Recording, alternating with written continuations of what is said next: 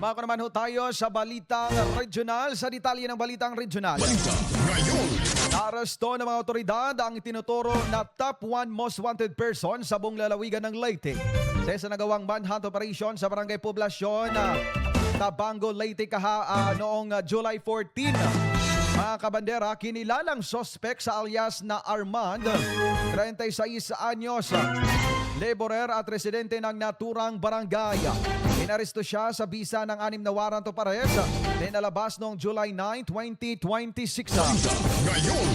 ng Regional Trial Court Branch 17 sa Palunpon, Leyte. Naharap ang akusado sa isang kasong rape, 4 na kaso ng rape by sexual assault at isang kaso ng act of lasciviousness.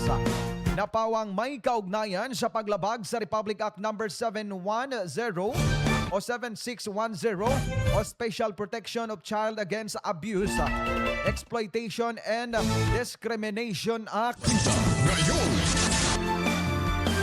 Walang inirekomendang piyansa para sa kasong rape habang 10,000 pesos naman ang itinakdang piyansa sa bawat kaso ng rape by sexual assault at sa kasong act of lasciviousness. Balita ngayon.